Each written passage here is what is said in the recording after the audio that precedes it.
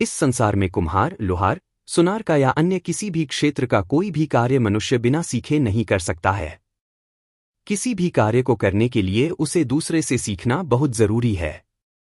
इस प्रकार अध्यात्म मार्ग जो शांति का भंडार है, उसे जानने के लिए गुरु की सख्त आवश्यकता है, और गुरु का महत्व जो हमारे शास्त्रों में पहले से ही लिखा हुआ है।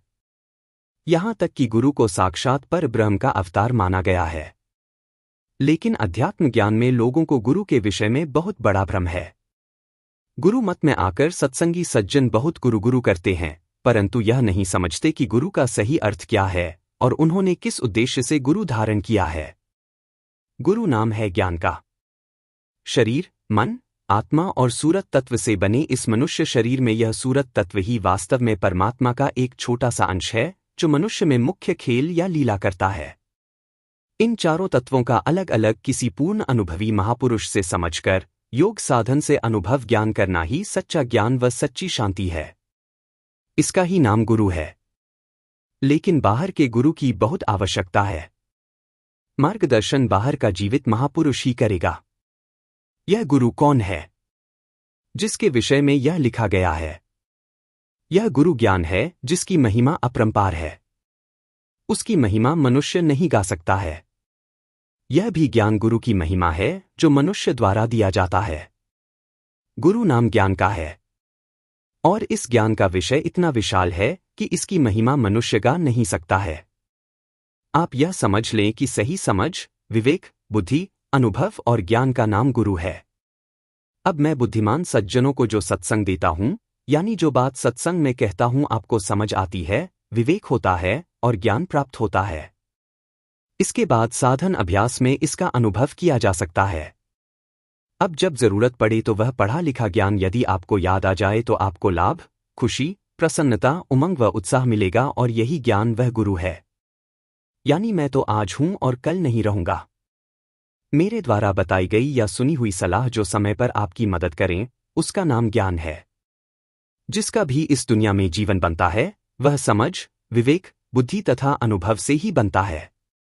विवेक तथा रखने की शक्ति या तत्व हर जीव में होता है। छोटे छोटे कीड़े, मकोड़े, मछलियां, पशु पक्षी सभी सोचते हैं। सभी में बुद्धि तथा मौजूद है। क्या कोई बता सकता है कि जो बुद्धि तत्व, ज्ञान तत्व या अनुभव तत्व है, जिसके रूप चाहे अलग अलग है, वह कितना अगम, अपार है? क्या किसी में यह शक्ति है कि वह शरीर में रहते हुए अपने विवेक या परखने की शक्ति के बारे में कुछ बता सके कि वह क्या है? इसी प्रकार आत्मा में रहते हुए जो विवेक होता है और ध्यान योग में शब्द को सुनते हुए जो विवेक अनुभव होता है, क्या उसका वर्णन किया जा सकता है? आप खुद ही सोच कि गुरु महिमा का वर्णन कौन कर सकता है? क्योंकि गुरु नाम ज्ञान का है और ज्ञान की कोई हद या सीमा नहीं, अतः इसकी महिमा का वर्णन नहीं हो सकता। हम केवल बाहर के शरीरधारी गुरु की महिमा गा सकते हैं या गुणगान कर सकते हैं, जो अधिकारी को सत्संग देकर मार्गदर्शन कर सकता है। मेरी समझ के अनुसार बाहरी गुरु की आज्ञा पालन करना और उसके आदेश पर चलना अनिवार्य है, क्योंकि वह बेहतर जानता है कि मन की वृत्तियों को किस उपाय या किसी विधि से एकाग्र करके उसे सम अवस्था में लाया जा सकता है। लोग गुरु तो धारण कर लेते हैं, परंतु उनका विश्वास होता है नहीं। वह कभी किसी गुरु के पास तो कभी किसी गुरु के पास भटकते रहते हैं, और कोई एक जगह टिक भी जाता है तो वह गुरु के शरीर को ही सब कुछ मानकर कट्टर हो जाता है और दूसरे गुरु के शिष्यों से नफरत, ईर्ष्या, द्वेष करता है। यही कारण है कि एक गुरु के शिष्य दूसरे गुरु के शिष्यों से लड़ाई झगड़ा करते हैं और अपने गुरु को बड़ा मानते हैं तथा गुरु ज्ञान से कोसों दूर रहते हैं। आते तो वह अपनी सुख शांति के लिए है, परंतु यहाँ आकर वह अज्ञान में फंस जाते हैं और नहीं गुरु उन्हें सच्चाई का भेद देते हैं। यह भिन्न भिन्न धर्म संप्रदाय बनने और गुरुओं के पास अधिक भीड़ होने का यही एक मुख्य कारण है। अतः बाहरी गुरु का यह कर्तव्य है कि वह जीव को सत्संग कराकर उसकी वृत्ति को बहिर्मुखी से अंतर्मुखी बना दे, ताकि उसके भ्रम में शंकाएं जो भिन्न भिन्न धर्म पंथों व वाणियों के कारण उनके दिमाग पर पड़े हैं, वे साफ हो जाए। क्योंकि अनुभवी बाहरी पूर्ण गुरु जीव की प्रकृति, स्थिति, योग्यता व अधिकार को देखकर उसे ऐसी युक्ति बता देता है कि वह इस जीवन को सुख व आनंद के साथ जीते हुए अपने निज स्वरूप में ठहरने की विधि को जान लेता है। यह शब्द आत्म तत्व अनुभव का है। जो योगी प्रकाश अनुभव करता है, उसकी मंजिल है। इसलिए जिस गुरु पर तुम्हारा विश्वास हो और उसे अपना इष्ट बनाओ और उसे पूर्ण मानो। इच्छा पूर्ति तो किसी मूर्ति को इष्ट बनाने से भी हो जाती है, लेकिन ज्ञान तो किसी हाजिर अनुभवी जीवित मनुष्य से ही होगा। और जो व्यक्ति गुरु ज्ञान को न समझकर गुरु को मनुष्य जानकर पूरी उम्र उसकी पूजा आराधना करते रहते हैं, वह कभी अपने इष्ट पद को प्राप्त नहीं कर सकते हैं। गुरु को पूर्ण पुरुष मानो, उसके वचन को ध्यान से सुनो, समझो और उसे पर अमल करो। यही गुरु का असली सेवा है। इसलिए गुरु से सुंदर जीवन व्यतीत करने का भेद सीखो और वह जो अंदर में ठहरने की विधि बताएं उसे पकड़ो। मन को सुमिरन, ध्यान से एकाग्र करने का अभ्यास करो, वरना शांति नहीं मिलेगी। यह जो अंतिम मंजिल है, सबके लिए नहीं है। लाखों करोड़ों में से कोई एक दो व्यक्ति ऐसे होते हैं जो इस मंजिल पर जाना चाहते हैं और जिन्हें संसार में कुछ अच्छा नहीं लगता। अन्य लोगों के लिए आवश्यक है कि वह गुरु वचन पर विश्वास रखें, इसलिए मीराबाई जैसा विश्वास रखें। मीराबाई को राणा जी ने पीने के लिए ठाकुर का प्रसाद कहकर जहर भेजा और मीराबाई को किसी ने यह बात कान में कह भी दी, लेकिन मीराबाई का विश्वास था कि ठाकुर का प्रसाद कभी जहर नहीं हो सकता। इसलिए वह जहर को ठाकुर का चरणामृत समझकर पान कर गई और उस जहर का उस पर कोई प्रभाव नहीं पड़ा। अब मेरे प्रसाद से लोगों के पुराने से पुराने रोग ठीक हो जाते हैं और न होने वाले काम पूरे हो जाते हैं और मुझे इसका कुछ पता नहीं होता। तो यह कौन करता है? उनका विश्वास, क्योंकि विश्वासम फलदायकम। कुछ समय पहले की बात है कि अजमेर में एक डॉक्टर की पत्नी को गले में एक गांठ हो गई थी और डॉक्टर ने उसका ऑपरेशन बोल रखा था। उस डॉक्टर की मां मुझ पर विश्वास रखती थी, क्योंकि उसके साथ एक ऐसी घटना घटी थी कि वह 10 से 15 दिन कोमा में रही और उसे ऐसा महसूस हुआ कि कुछ डरावनी शक्लें उसे जबरदस्ती पकड़कर ले जा रही है और उसे डरा रही है। तब उसने होशियारपुर वाले अपने गुरु मानव दयाल जी को याद किया, लेकिन उससे वह शक्लें नहीं डरी और उसे पकड़ कर ले जाती रही। वह चिल्लाती रही। तब उसने मेरा नाम लेकर मुझे याद किया तो मेरे रूप ने प्रकट होकर उन सब डरावनी शक्लों को वहां से भगा दिया और उसे बचा लिया। इसके पश्चात उसका मुझ पर बहुत अधिक विश्वास बन गया। अब उसकी बहू को यह बात पता थी। अतः जब मैं वहां गया तो वह मेरे सामने रोने लगी, क्योंकि उसके गले में कोई गांठ थी। वह मुझे कहने लगी कि महाराज जी, मैं अपने गले का ऑपरेशन करवाना नहीं चाहती हूं, क्योंकि डॉक्टर कहते हैं कि यह खतरनाक है। मैंने कहा, बेटी आप ऑपरेशन करवा लो, ठीक हो जाओगी। उसने कहा, महाराज जी आप मेरी गर्दन पर हाथ फेर दो, आपकी कृपा से मैं ठीक हो जाऊंगी। मैं ऑपरेशन नहीं करवाना चाहती। ऑपरेशन से मुझे बहुत डर लगता है। मैंने उसकी गर्दन पर हाथ फेर दिया और मैं वापस आ गया, और फिर जब मैं कुछ समय पश्चात वहां गया तो वह स्त्री बहुत खुश थी और मेरी बहुत सेवा कर रही थी।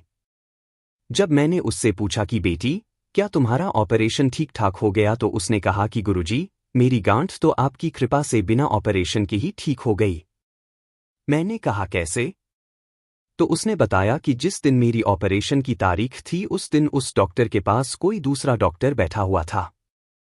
उस डॉक्टर ने कहा कि आप इस गांठ का ऑपरेशन मत करो, यह काफी खतरनाक है। अभी कोई नई दवाई आई है, आप उसे आजमा कर देखो, इससे गांठ समाप्त हो जाएगी। और डॉक्टर ने मुझे वह दवाई दे दी, मेरी गांठ ठीक हो गई।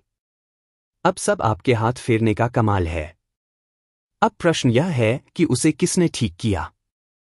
उसी के आस विश्वास व शुभ कर्म ने। ध्यान रहे, कोई गुरु किसी के कर्म नहीं काट सकता है। जो कुछ किसी को मिलता है वह उसी के आस, विश्वास, श्रद्धा व शुभ कार्यों का फल है।